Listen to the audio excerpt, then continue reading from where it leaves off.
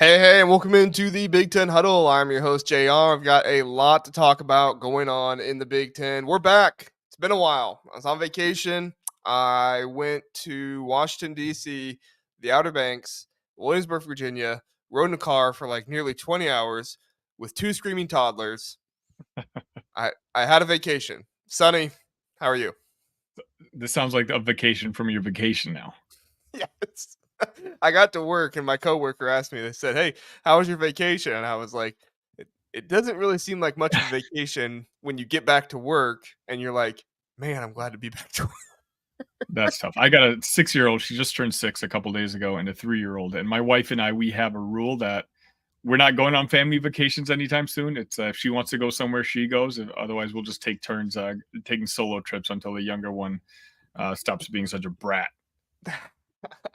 I have a 1 year old and my 2 year old is almost three. And I love them both dearly. But when you're sharing a bed at a uh, Airbnb, and then you're in hotel rooms where you're trying to get your near 3 year old to sleep in a big girl bed for the very first time ever. It's not a great combination. So anyway, enough of my vacation drama. We have Sunny Verma here from Locked On Illini. Sunny is filling in tonight for Zach. We weren't able to get any other guests because it is the off season. Many people are busy.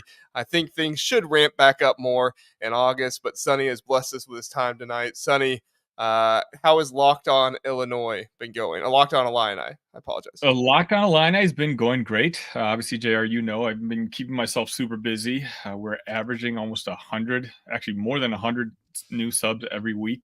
We're one of the fastest growing channels in the entire network. So, I'm grateful to everyone who keeps tuning in. Obviously, this is the off season, as you mentioned, for both basketball and football. So it's hard to come up with content every single day. But, when the downloads keep coming, when the views keep coming, you kind of feel that little extra motivation. I was gonna say, I do the voice of college football for Ohio State, and if there ever isn't any news, I'm like, I just won't do a video today. I don't have the responsibility you do. You do a video every single day. That's a lot of content to put out there, man. Half hour every single day, 3 different topics. But you know what? I'm enjoying it. There's worse jobs out there. Yeah. Well, Illinois fans appreciate Sonny and the work he does. So anyway, Sonny, let's get into it. I forgot to switch our graphic back over here, so you're seeing the very first topic already. The Big Ten quarterback ratings in the college football 2025 game. So over here to my side, I have the ratings and I have the rankings based on if they're tied or not. If you are listening on podcast, I'll go ahead and read them off for you really fast. Dylan Gabriel, number 1 at 92 overall. Drew Aller, number 2, 88 overall. Will Howard, 85. Miller Moss, 85. Will Rogers, 85. Curtis Rourke from Indiana, 84. Ethan Garbers from UCLA, 84. Tyler Van Dyke at Wisconsin is an 83. Hudson Card from Purdue is an 82. Luke Altmaier from Illinois is an 81. Aiden Childs, Michigan State, 81. Dylan Raiola, Nebraska, 80. Alex Orji, Michigan. I've heard he's like the most broken player in the game. His overall is only 78, but he has like Joe Milton arm strength and like Jalen Milrow wheels. So even though he's a 78, apparently he's very good in the game. Cade McNamara, a 77. MJ Morris and Billy Edwards for Maryland come in tied at 77. Max Brosmer, a 77. Athan Kaliak-Manis, 76. And finally, Jack Loesch for Northwestern is a 73. Sonny, who on this list for you did you feel like was maybe just a little bit too low? Too low. I'm going to be a half a homer here, but I'm going to tag him with someone, so I take the homer part out. Luke Altmaier should be way higher, and who should be higher with them is Hudson Card, and that's for my Purdue friend. Those two guys, I think, are kind of getting punished with the fact that they played on not very good football teams last year. Luke, obviously, he got off to a tough start. He had that 4 interception in the first half game against Penn State, which I think kind of wrote the narrative for what everyone's perception of Luke's season was. But his last 6 games, He completed 65% of his passes for 1,300 yards, 10 touchdowns, and 3 interceptions. And that's when basically he had a solidified offensive line in front of him. That's kind of when we saw the emergence of Caden Fagan. So basically he had an offensive line and a running back, and all of a sudden he turned into a good quarterback. That wasn't by accident. His numbers were rough in the first stretch of the season, but it's because he was running for his life. The offensive line was in shambles, one of the worst in the Power Five. And again, no running back had really jumped out, and emerged as the number one guy. It took an injury for Caden Fagan to take the reins. Miller Moss to me seems a little high. He played one glorified exhibition game, so to put him at 4 already, that I think Will Rogers probably should be at number 4. Philip, I actually agree with you. I was going to mention him too. Cade McNamara, at least you can win a conference championship with him. So the fact that he's that low, kind of, I found a little surprising. But otherwise, I think Max Brosmer is a little low, just because he's really proven it. That's what I was going to say. Yeah, but maybe it's just not at this level. He's kind of getting punished. But otherwise, it looks pretty good. And I think, JR, I don't have the game yet, but I'm more compelled to buy it after seeing this graphic, because I actually, for the most part, like their ratings. I was expecting to see like Raiola at 4 or 5 just because of the hype, and some of the younger guys like, Orgy having the Michigan brand name to him. So maybe he'd be in the top half. They didn't do it that way. And I actually kind of respect that. Yeah, I think it's interesting. It doesn't seem like any freshman really got all that, highly rated. I think Jeremiah Smith is the highest rated freshman in the game. If I saw that correctly, he's an 84 as a wide receiver. Dylan Raiola, an 80. I think who's the freshman at Florida, Lagway. He is an 80 as well. And then you have Julian Sayin, the other top freshman. I think those were the only 5-star freshman quarterbacks. Correct me if I'm wrong. And he's a 79 in the game. So, they kind of all put him together a little bit. So I guess you can't really complain much there. I'm with you. I was telling you before we got on here, Luke Altmaier, I feel like he was really difficult to try and grade just because of the offensive line play last year and the fact that he didn't have a consistent running game for most of the year. He did have a couple guys emerge and do some good stuff later on, and you really saw the offense take off a little bit more when the running game was there as well. But at the end of the day, at least they didn't put him at 75. That's what I was concerned about with Luke Altmaier. If they were going to do a mid 70s rating or something like that, because he's not, that's not him. And I find it interesting, him and Hudson Carter together. All right, Sonny, here's my thought, okay? Cade McNamara, 77. 3 years ago, however long ago, he won the Big Ten championship with Michigan. Is the Michigan defense this year better than the Michigan defense in 2021? Because if so, and if Connor Stallings really wasn't a big deal, and I know people hate it when I bring him back up, but I think it is relevant, right? But if Connor Stallings really wasn't that big of a deal, you have a 78 overall quarterback, somebody who's higher rated than Cade McNamara is in this game, which means he's higher rated than he ever was in his career, right? They don't dock players very much in these games. Does this mean Michigan could be coming back and winning the Big Ten once again this year? Are people sleeping on Michigan, and Alex Orji is actually less of a question mark than we thought before? Well, I can't think of two opposite players in Alex Orji and Cade McNamara. So, style definitely counts. That's true. Factors in when it comes to, the way an offense is built. I do disagree with you a little bit. I think Cade's injuries last year may have actually docked him a couple points coming to this year, because now he's got a couple years in a row where he hasn't really been healthy. I'm curious, if this game had been coming out the last few years, what his ratings would have been 2 years ago. I could see him being in the low 80s. Again, he's by no means a superstar or even probably a star, but I think, he's just good enough to win a conference championship, and a lot of teams would be okay with that. Yeah, I think you're right. Philip, 2 hours and 20 minutes. If you're referring to our last podcast when we were with Dylan and Kent, I don't think we're going to be able, between me and Sonny, go that way. If casual Big Ten, if Kent gets in here and Dylan gets in here, maybe we can add him and do that. But I don't know if I have time for that, if you recall. You what? I did cameo at the end of I that was one gonna too. say you hopped on in the end and helped us get to the end there, but yeah, I don't know if we'll be able to get there. All right, Sonny, Athan Manis. All right, this is the last one, and then we'll talk about too high.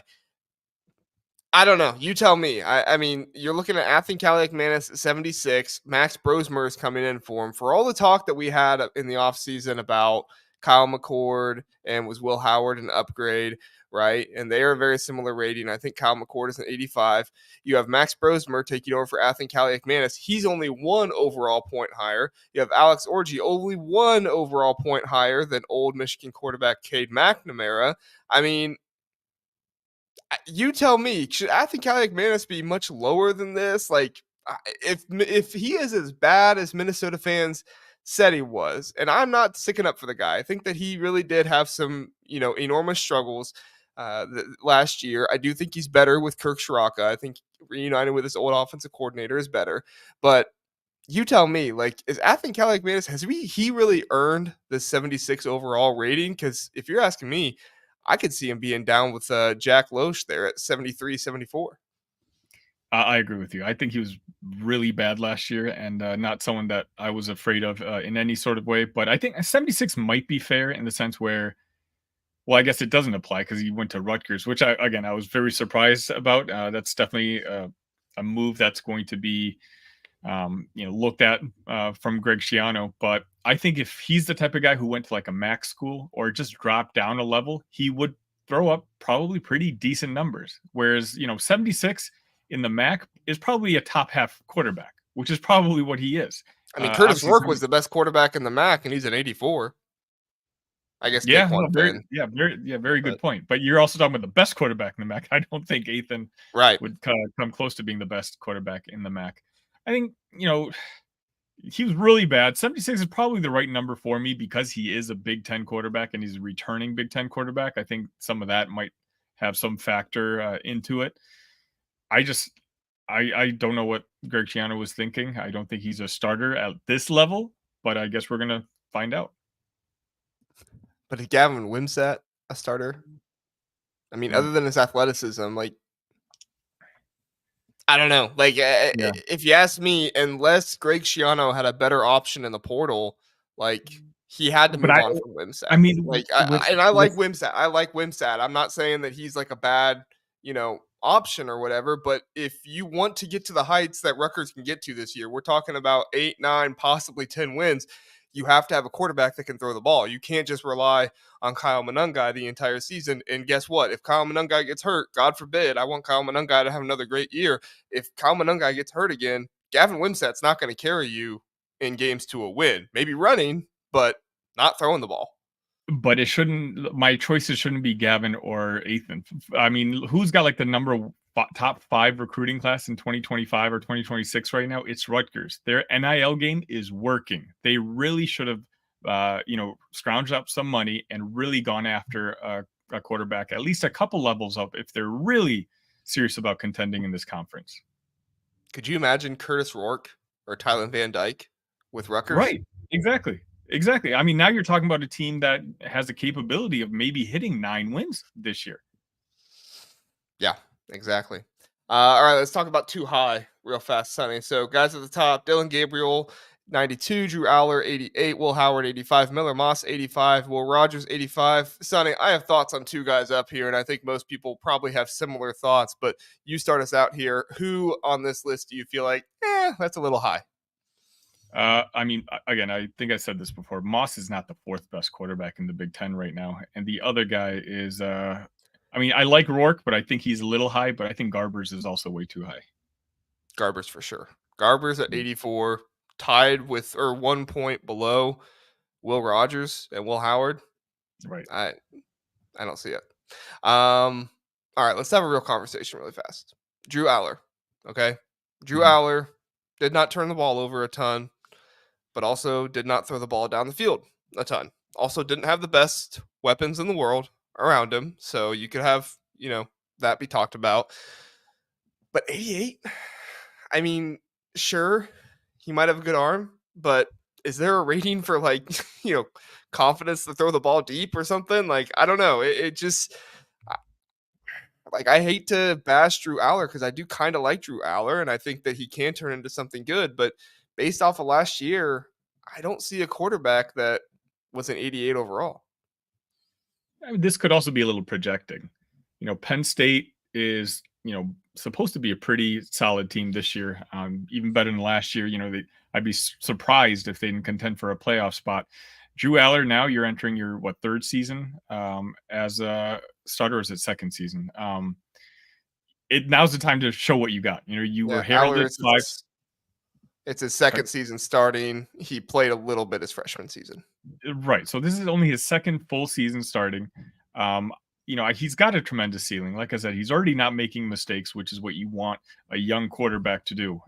So he's nailed the hardest part for me. Now that he's got a couple guys to throw to this upcoming year, Penn State, the team, is going to be very good. I think I wouldn't be surprised. Maybe 88 is a little high right now, but I don't think 88 would be a shock if you told me that's what his rating ended up being at the end of the season. So it just might be projecting forward a little bit.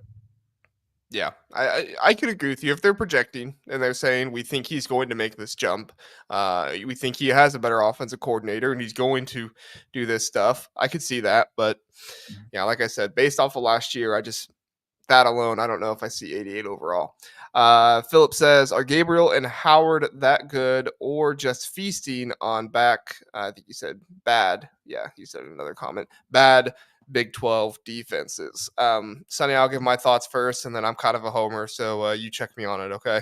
Okay. As far as I'm concerned, Dylan Gabriel, I struggle with him because he is shorter and he did play at UCF and that was before UCF was in the Big 12, I'm pretty sure. I think he left the year before, correct me if I'm wrong, but he played there against not great competition. And then he was at Oklahoma where he didn't have great Big 12 defenses against him there either.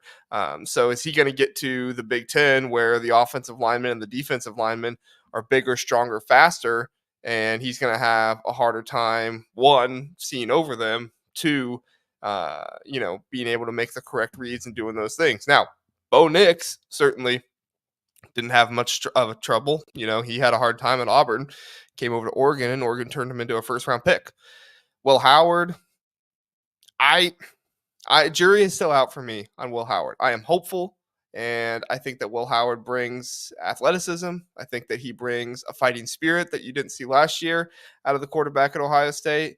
And so it's very possible that he just feasted on bad Big 12 defenses, but I also look at him, I see the size, I see the athleticism, and I think he could be one of the better quarterbacks in the Big Ten. I don't think he's the best. I still think Dylan Gabriel's better, but both these guys also got replaced by their backups. Jackson Arnold at Oklahoma got the job, and that's why Dylan Gabriel moved on. Avery Johnson at Kansas State got the job, and that's why Will Howard moved on. So I don't know. Sonny, your thoughts? I think that question does a good job of highlighting something that I was thinking about when I saw this list, and that's there's just not a lot of good quarterbacks in the Big Ten. If you take a look at least from the last couple of years, you got, I mean, 85, being the starting quarterback at Ohio State, is that really a compliment? You know what I mean? I feel like the starting quarterback at Ohio State would be something like an 89, 90, 91. That should almost be the norm. So when you kind of put it into perspective, 85 is probably just about right. Dylan Gabriel, I think, got the highest ceiling in the conference. So, I mean, 92 might be a little bit high, but I mean, playing for that Oregon offense, um, they're going to be a fun team to watch. Obviously, Oregon's got arguably the best marketing team in the country. So, Gabriel being the highest rated quarterback in the Big Ten is not a surprise to me. 92, I don't know. We'll see. But 92 being the highest rated quarterback in the Big Ten makes sense. I don't know if those two sentences make sense to you. um, yeah, I think at the end of the day, you're right that the quarterback play in the Big Ten does not impress this year. And for a conference that fancies themselves as either the second best or, tied with first best in the SEC, you can't not have them have at least 190 overall quarterback, right? I mean, you can't not put them there. But then again, you can't put Drew Aller as a 90 overall. You can't put Will Howard. You can't put Miller Moss. You can't put Will Rogers. I mean, you can't put all these guys. And so you look at the guy that has had the most successful career so far in Dylan Gabriel, and you say he's in a really good offense, like you said, and he's had a good career. He's been shown to be able to make good decisions, which if you watch that Oregon offense, that's what you want your Oregon quarterback to do. Even if he's dinking dunking it down the field, just make good decisions. And I'm not saying Bo Nix did that the entire year, but all right, one last question, then we'll move on. Philip asks, what is Kyle McCord's rating? He is an 85, same as Will Howard. So pretty interesting. Same, like I said, And it's honestly, interesting because I would say that's about right. yeah, I mean, like Max Brosmer 77, Athan Kaliakmanis 76, Alex Orji 78, Cade McNamara 77. Like some of this stuff is really interesting. Now, I did not check the USC quarterback 85 or Miller Moss is an 85. Who's the one that transferred? Forget his name. Highly touted recruit. He was a 5-star, but he transferred out. I didn't check what his overall was, but yeah, I think it's an interesting trend that EA is kind of trolling with these transfers a little bit, where they're saying, yeah, you're going to be within or the same overall rating as the guy that left and the guy you brought in. So all right, Sonny, let's get to the next one here. All right, so me and Sonny, we went through and rated the top 10 Big Ten rivalries. We agreed in some areas. We disagreed in a few other areas. We both have Oregon and Washington in our top 5. Both have Michigan versus Ohio State as our number 1 rivalry.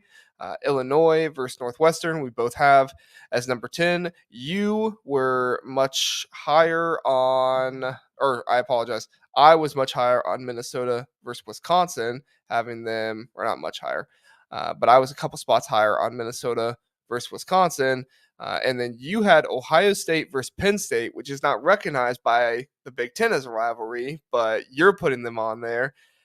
Tell me, let's start with that. Tell me, why did you have Ohio State versus Penn State, even though they're not a rivalry to the Big Ten? Why did you have them at number 9 on your list? Just because for the last decade the game has mattered, even though Penn State for the most part hasn't been able to come out victorious, especially in that gauntlet of a Big Ten East.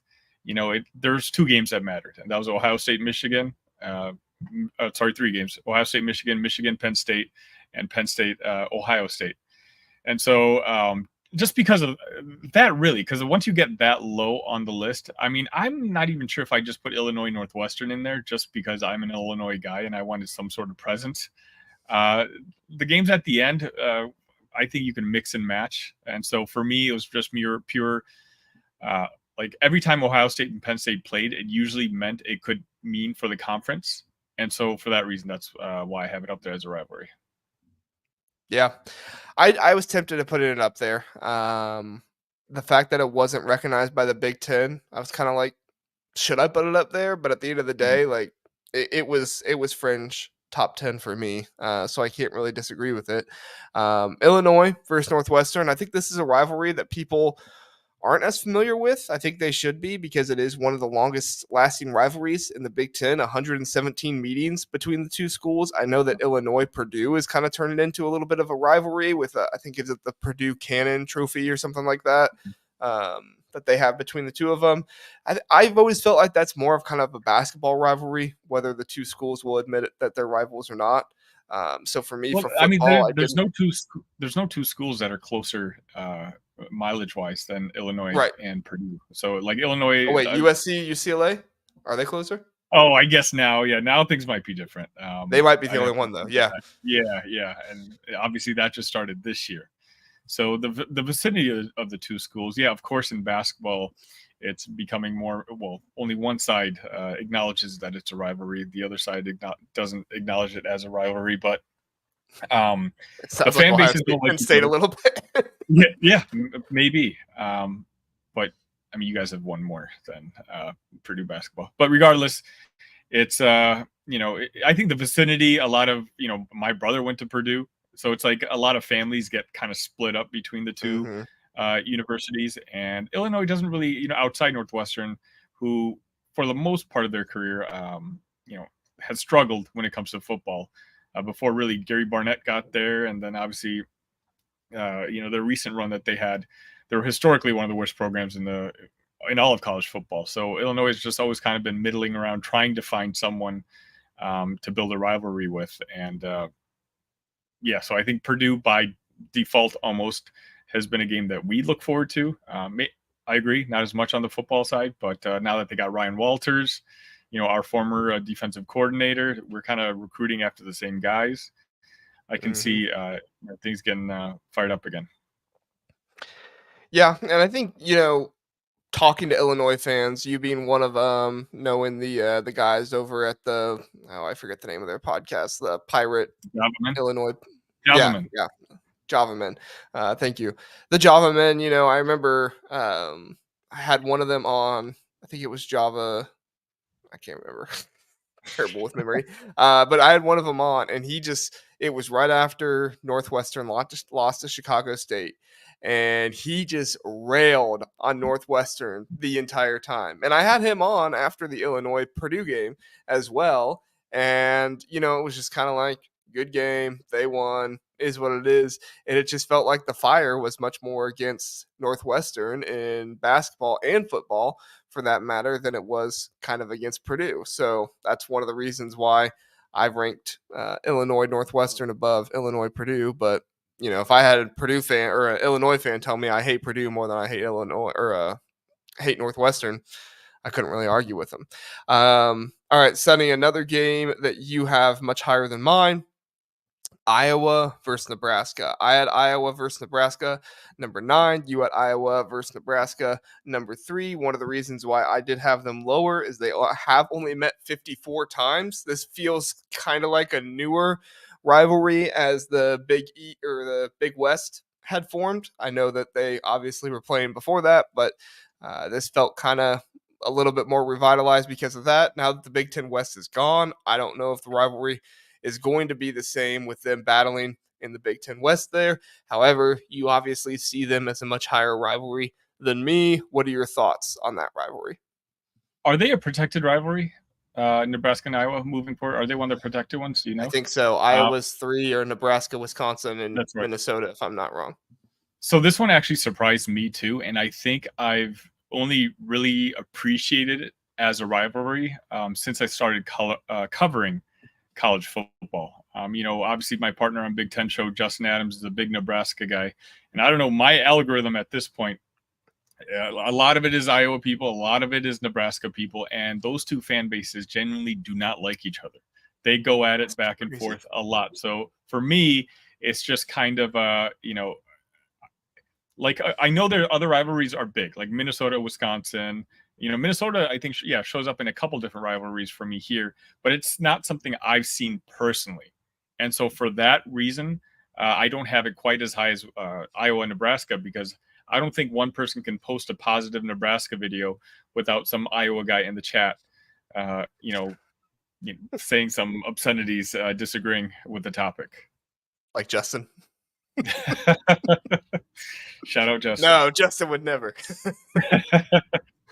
um, Yeah, no, I think Iowa, Nebraska.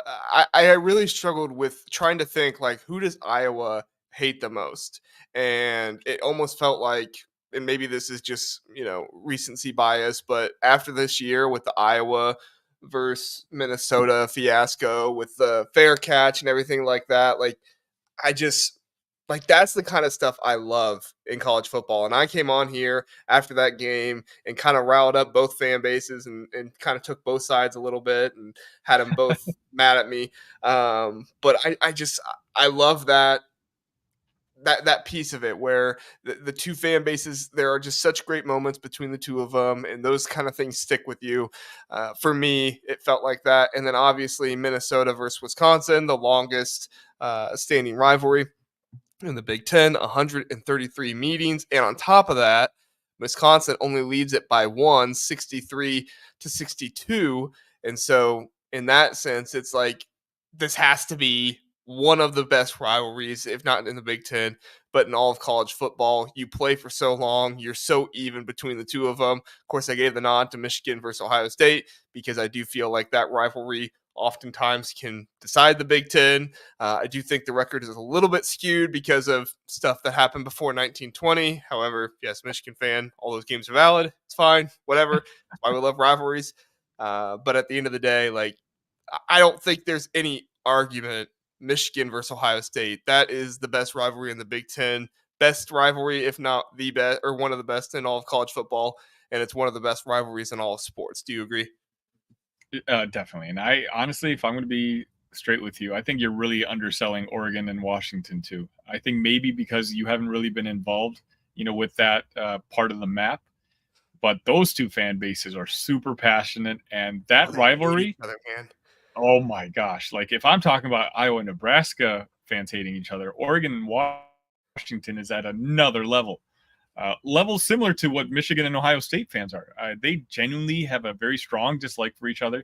Their games don't matter as much as the Michigan and Ohio State games, which is why I think Michigan Ohio State could be probably is the best rivalry in the sport. But when it comes to just pure hatred and what the sense of what a rivalry means, I think Oregon and Washington is right up there with Michigan, Ohio State, with Alabama, Auburn, with all the big rivalries that you think about. See, Oregon and Washington needs a really cool name for their rivalry. They're like one of the only rivalries that doesn't have a name. I mean, like you got the game for Ohio State, That could Michigan. be You it. got Paul Bunyan's axe for Wisconsin, Minnesota. You got all these cool names, and then Oregon versus Washington. That's it. The book for Illinois and Ohio State.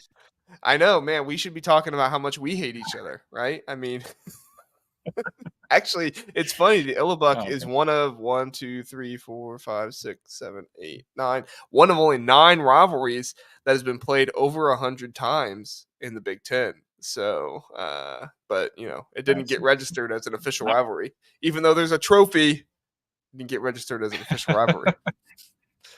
Do you wish it was a rivalry? Do you wish Ohio State and Illinois played every year? Nope. Okay. Nope. Thank you. As cool my wife's a Buckeye. Yeah, my wife's a Buckeye, and that's one extra loss I'm glad I don't have to deal with on the football field every year. But imagine when you win, how sweet it would be. I don't know when it's the last going to time happen maybe once or twice. Yeah, exactly. Once or twice in my remaining lifetime. So I'm good. I pass. I did feel like one more comment on Oregon, Washington, and then we'll move on to the next piece here. But I was glad to see you had Oregon and Washington at number 2 because there was a piece of me that really did want to rate them higher than number 4. But I was like, am I kind of projecting here? Am I being biased because I look at Oregon and Washington and see some of the similarities of Michigan, Ohio State? There's a northern team, there's a southern team. The northern team is a little bit arrogant about their academics and things like that. The southern team is a little bit more arrogant about their sports and looking at it that way. The northern team, they run the rivalry in terms of the all-time record, just like in Michigan, Ohio State. And so I saw some of the similarities there, but I was like, I don't know if I can put, Oregon and Washington number 2 and Ohio State, Michigan number 1, but you did. So made me feel a little bit justified in my thought there. Yeah, they hate each other. That they do. All right. Sonny, let's talk about the top 10 conference games of the 2024 season, and then we'll get to Florida State. I think this will be a relatively quick conversation. I know people are probably excited to hear about the Florida State conversation, but let's talk about these. Ohio State has the top 3 games in terms of the conference this season. If you're listening on podcast, I'll go ahead and read them off to you. Michigan at Ohio State, number 1. Ohio State at Oregon. Ohio State at Penn State. Oregon at Michigan, USC at Michigan, Michigan at Washington, Penn State at USC, Nebraska at Iowa, getting up there, Wisconsin at Iowa, and then finally UCLA makes an appearance at USC. Do you agree, Sonny, that these are 10 of, maybe there's a slightly different order, but do you agree these are the 10 most important conference games, or would you swap any out for another game? I mean, I feel like I can swap USC and UCLA out for something if I took a look at the schedule. I don't exactly project UCLA to be all that good this year. USC, I don't think they're going to be contending for the conference title this year, and so I could probably swap that game out. But yeah, I don't necessarily agree with the order. I think Ohio State Oregon is clearly the best game of the year, or the biggest game of the year, because you're talking about arguably two of the top three, top four teams in the entire country. So that would be number one on my list. But, again, you have the extra added rivalry factor with Michigan and Ohio State. So, I mean, it's only one spot too high for me. Yeah. I mean, I think Michigan, Ohio State, definitely the biggest one. I think Oregon and Ohio State, that is kind of the game that a lot of people have been anticipating. I've heard a lot of Ohio State fans say that this is a bigger game to them than Michigan at Ohio State. And I've heard some Michigan fans say that Oregon is a bigger game for them than Ohio State this season. Ohio State fans, you have the reasoning being that they don't think Michigan is going to compete for the Big Ten title this year. And then Michigan fans, you have their reasoning being that they've beaten Ohio State 3 years in a row, so they're no longer real competition for them. Yikes. Which, again, this is why we love rivalries, the fun of it all. But at the end of the day, like, Oregon's right up there. Ohio State's right up there. Michigan has 4 games, even though they don't have the top 3 like Ohio State. They have 4 games up there. I mean, Sonny, we talked about it a little bit earlier, but if you're asking me, if you have 4 games in the top 10, nearly top 5, you're probably going to be a contender for the Big Ten, whether people think so or not. I mean, Michigan. You are really trying to build up this narrative about Michigan being a very good football team. So when you slaughter them later on this year, my hopes and dreams, Sonny. Oh, but yeah. I'm being honest, like, I was kind of rough on him at the beginning because I didn't know what was going to happen with the transfer portal. I do think that the Rod Moore injury is a bigger deal than some people are making it out to be.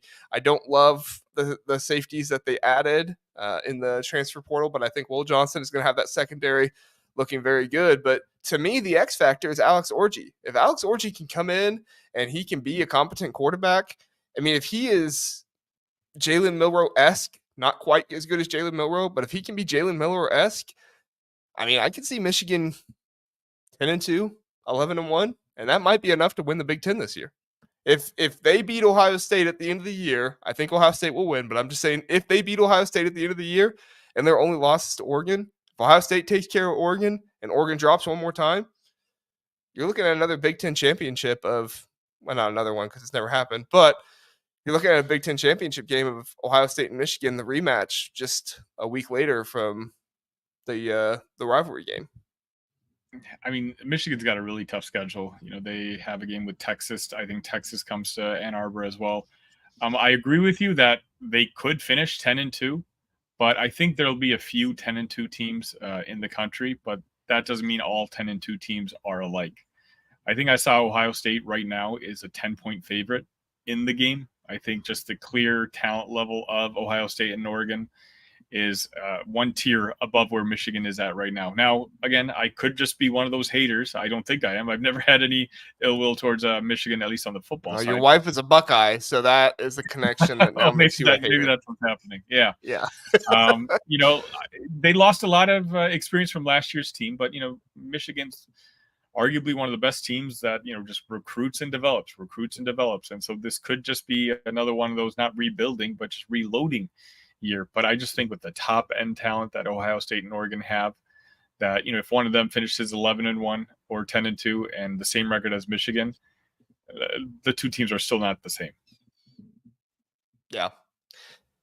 I mean, I think that Michigan is going to have a little bit of luck. But, they get USC coming to them and they get to go out to Washington. And I don't think that that's going to be any slack of a game. I agree that is a top, 10 game, nearly top 5 up there.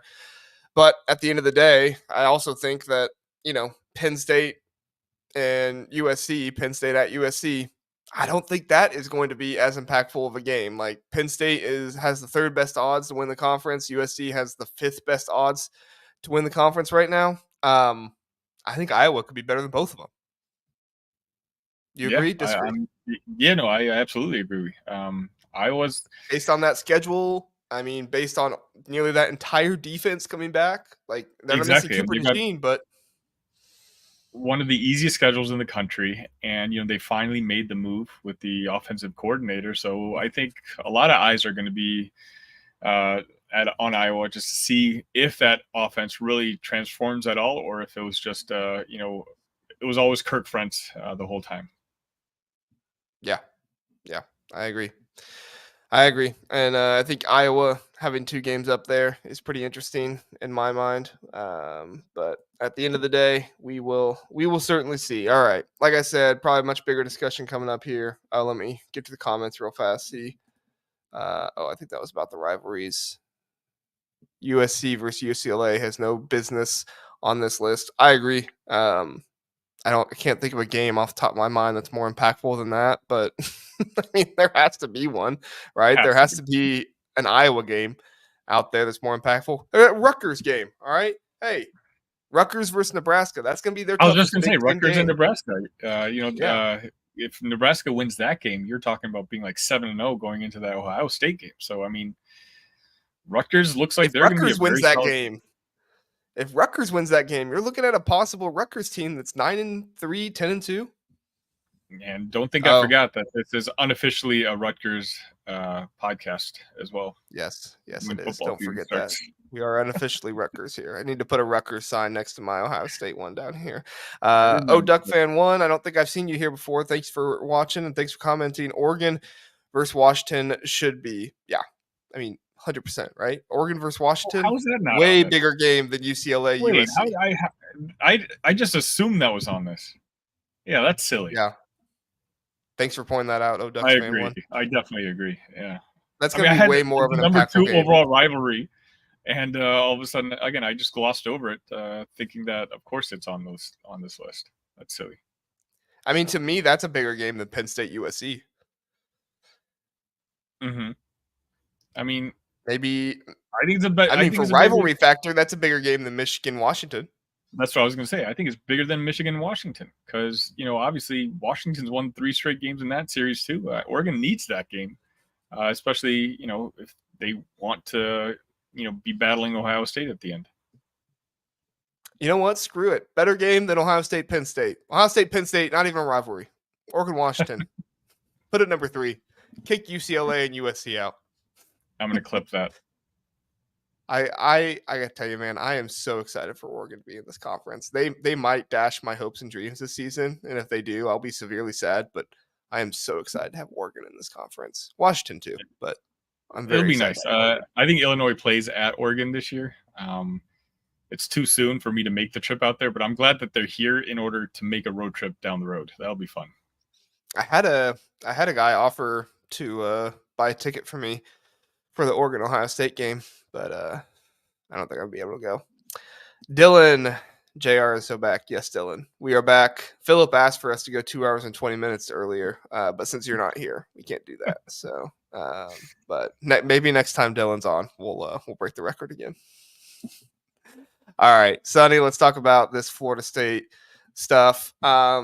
All right, so essentially what's going on here is Florida State, the rumor is they got rejected by both the Big Ten and the SEC. Greg Sankey, I almost said Greg Swanky. Greg Sankey said a few things that alluded to that at SEC Media Days. Of course, everybody's looking forward to hearing from, Tony Petitti at Big Ten Media Days and what he'll have to say. Sonny and I will both be at Big Ten Media Days on Tuesday next week, so hopefully we'll hear Absolutely. That'll something. be fun. Yes, it'll be a good time. Hopefully we'll hear something from him then. But at the end of the day, Brett McMurphy also put out an article with a lot of quotes from different, presidents and assistants and things like that, talking about conference realignment. A lot of the quotes talked about how stupid people are on social media. I found that funny. But there was also some good stuff in there too. One theme that I picked up on, and Sonny, I know you have some good insight into this, so I'll give you the floor here in just a second. But one thing that I picked up on was, and when I first started reading it, I thought, oh, okay, they just don't think Florida State is as good of a partner because their market maybe isn't as good, or maybe they don't want to be down in Florida.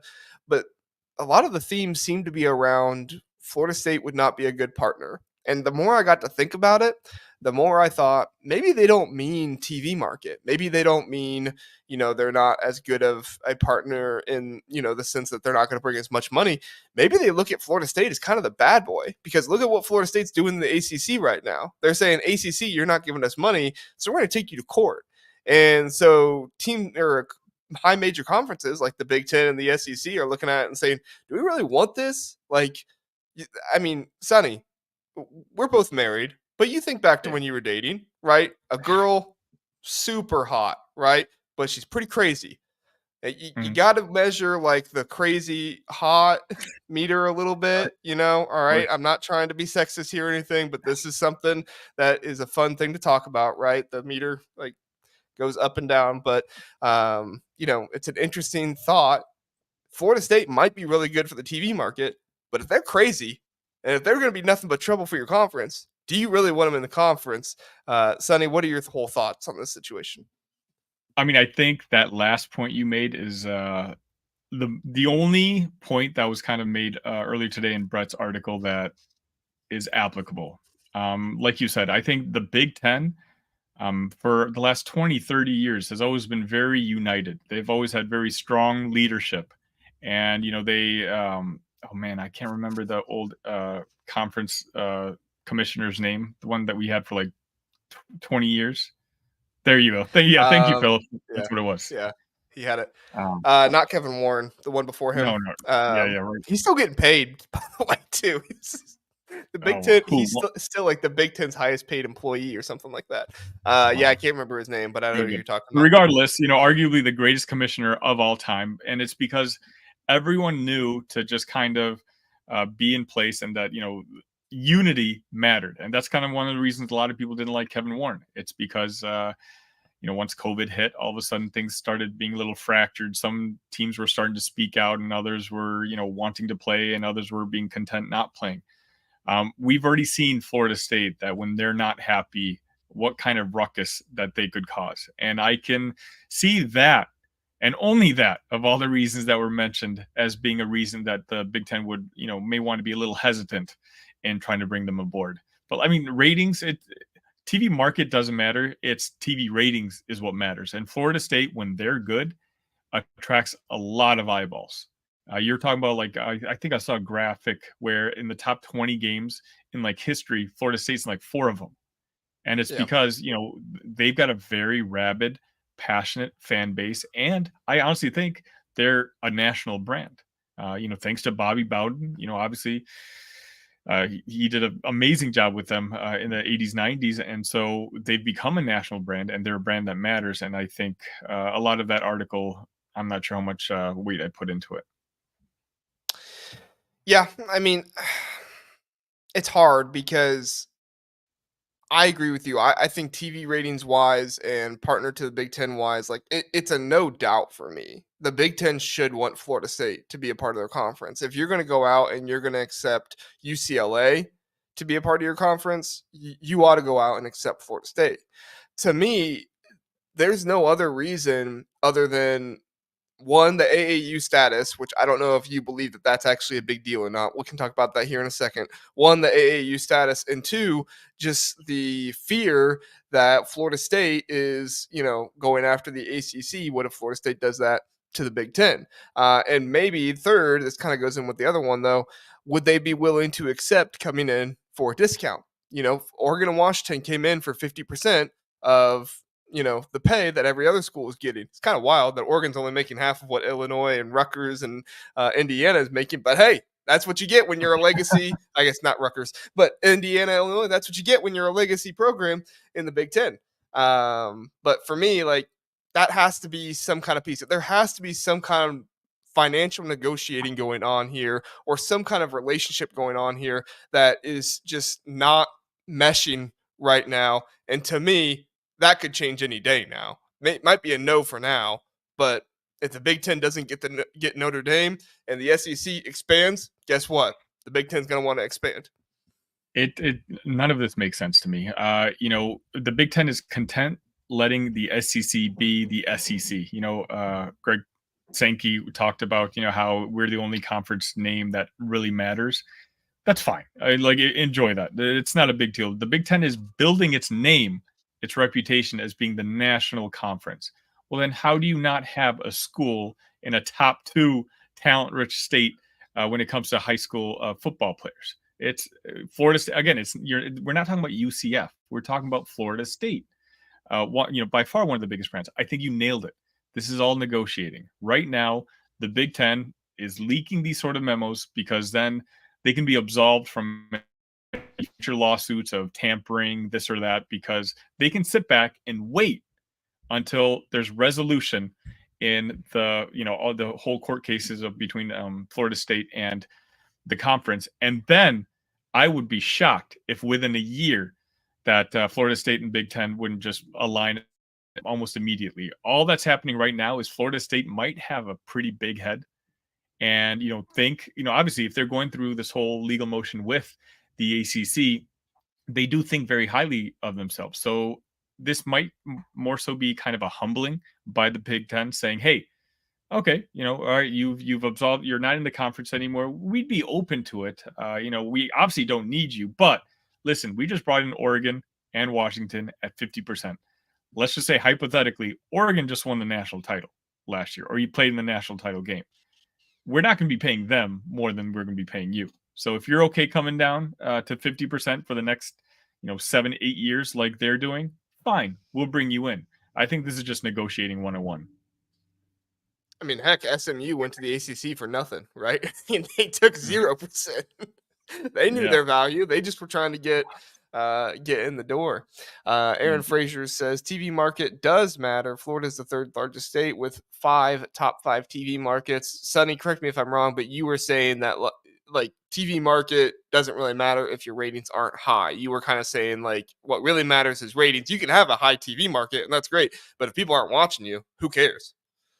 Right, exactly. TV markets in the sense where a lot of people are watching Florida and Florida State. I'm just talking about individual games, individual programs. When Florida State is very, very good, a lot of people are watching them. Even right now, before last season, when Florida State was mediocre, let's just be kind, they still drew very well in the TV ratings. And so, I mean, Tallahassee itself is not a massive a TV market. So I think the Bobby Bowden historical factor has turned Florida State into a national team where you've got people all over the country who've become Florida State fans. I guess that's what I was trying to say.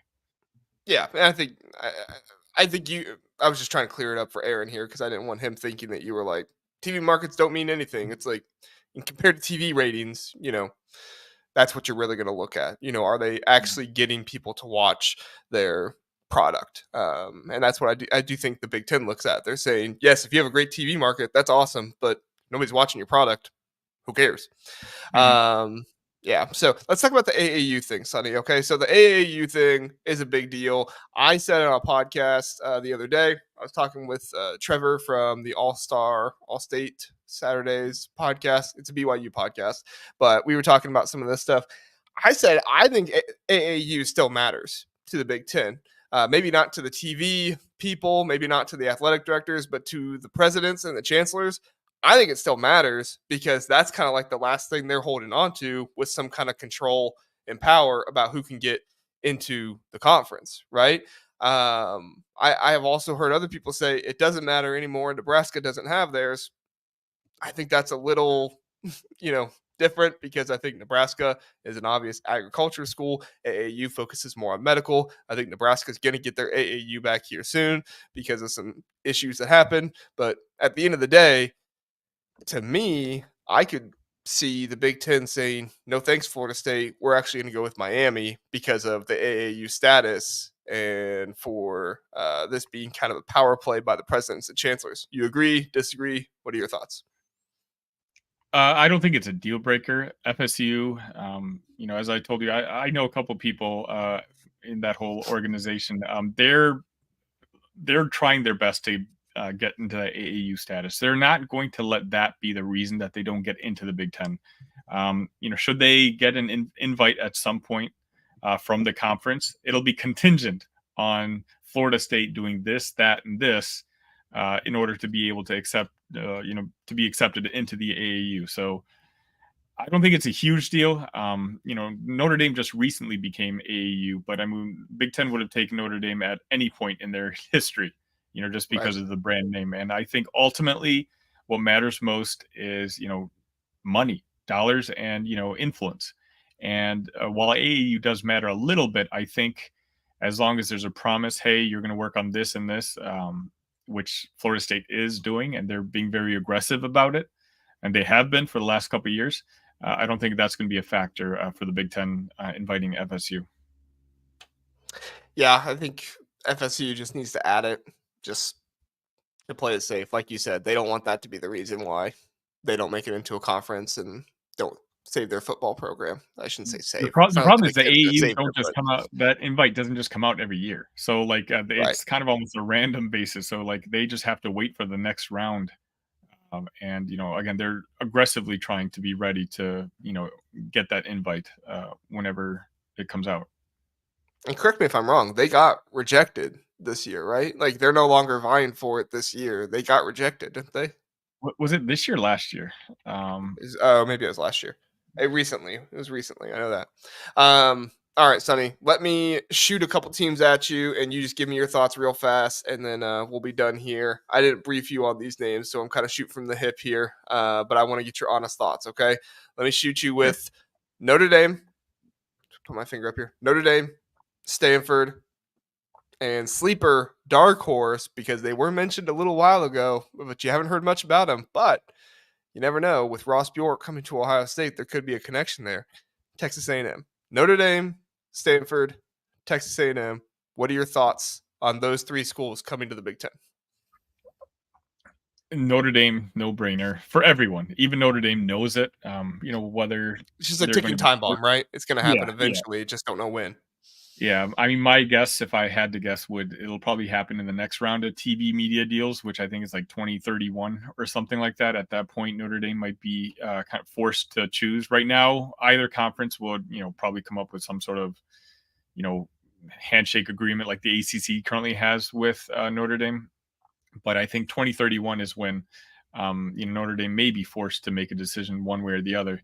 Um, I mean, the same arguments I have for Florida State, I have for Texas A&M. Not necessarily Texas A&M isn't the brand name that Florida State is, but to get a presence in Texas, in the backyard of your rival, when it Mhm. comes to the SEC, I think that would be huge for recruiting.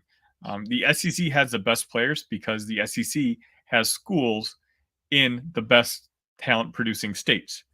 That's Right. what the Big Ten is kind of lacking right now. And so obviously A&M hates the Longhorns, and so I've heard the same rumors as you have. I don't know if they'd ultimately do it, but if they did, I think Big Ten would be silly not to have that conversation with them. Yeah, I agree. Did you touch on Stanford?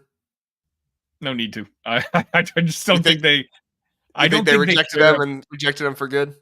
Yeah, the thing is, I just don't think Stanford cares enough about their athletics for any of this to matter. I mean, with the amount of donors that they have, they could easily be one of the biggest athletic programs in the country in both football and basketball, but they just don't put the money into it. They, Well, they obviously focus for more on the Olympics, right? I mean, they have one of the largest athletic departments, and so that's why it cuts their funding from football and basketball because they focus on diving.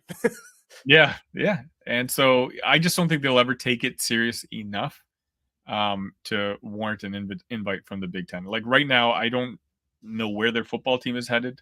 With their basketball team, I think they're definitely going to be, kind of strangling at this point, and who knows where they'll be in 2031 again when that next TV media rights deal happens.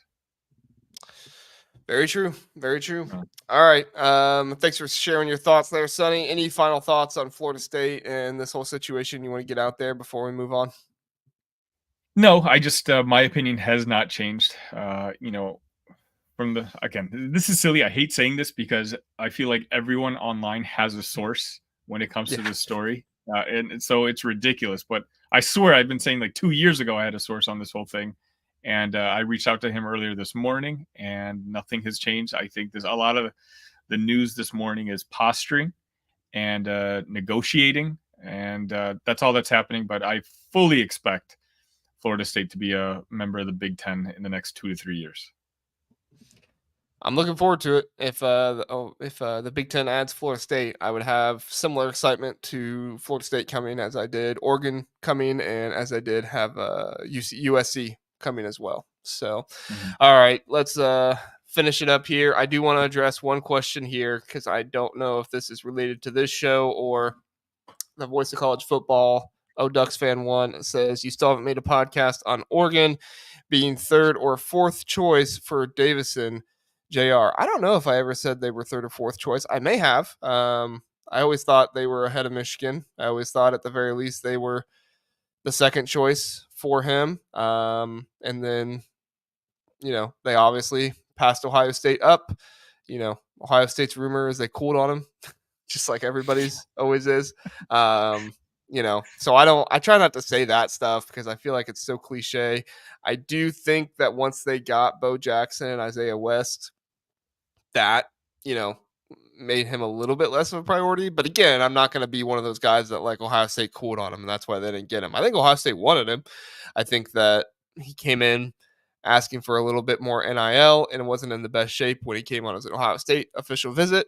On3 just put their rankings out and weighed him at 240 pounds, which is a little big for a running back, especially one that's not a bruiser. So, I don't know if Ohio State was happy about that and him coming in asking for more NIL. But at the end of the day, like I said, I can't say Ohio State didn't want him. Ohio State wanted him.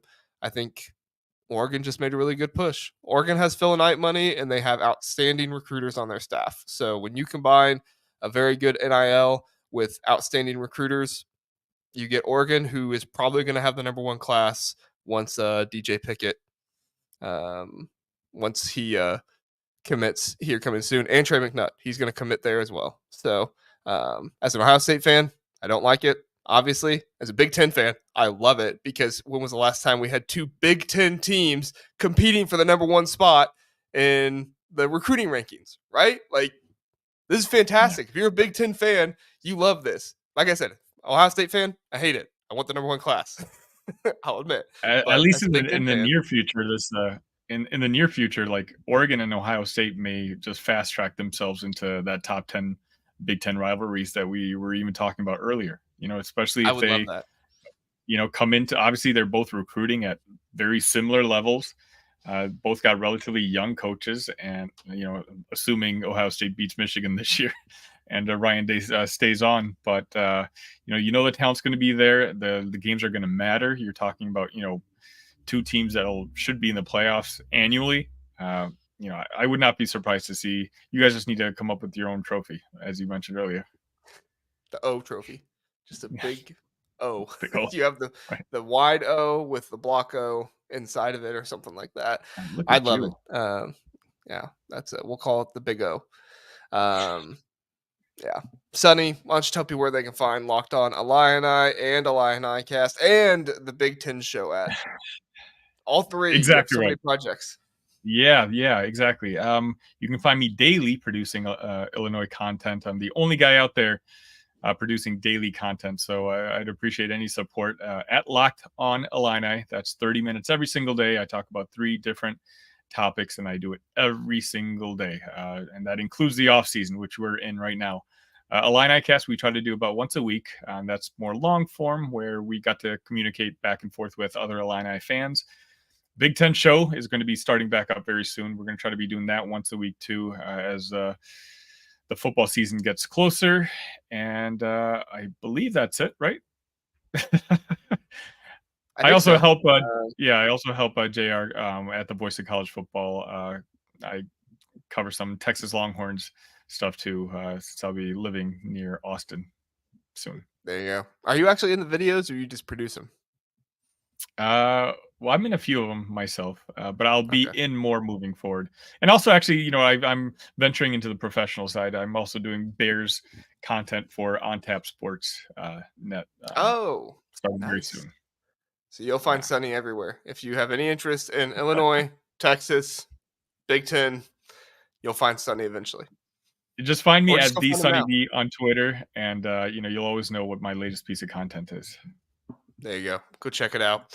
Last suggestion here, and then we'll move on and end everything. Sunny, Lucky Duck Trophy, a baby duck on a horseshoe. Do you approve of that trophy for Ohio State, Oregon? I can see it. I've got some images in my head. Actually, it might work out. But I also like the double O. That's not bad either. What about a baby Brutus though? Like we're putting a Brutus, baby duck. I don't know. maybe I'll see. Oh, okay, Maybe maybe like that's a our baby project. Brutus riding a duck. I don't know, but We have who knows? any art designers watching the show? Send Jr. your best rough drafts, and we'll pick one in a future episode. This show is going to be the new show for the Oregon Ohio State rivalry in the Big Ten. So, all right, hey everybody, thank you so much for watching. We do appreciate it. We'll have another show tomorrow night on Big Ten basketball. Me and Kent, casual Big Ten. I think it should just be us. Maybe a Rutgers guy, Larry, coming back. He is kind of iffy right now, but we'll see if he comes on. If not, you'll at least get me and Kent. So, thanks everybody for watching. We do appreciate it.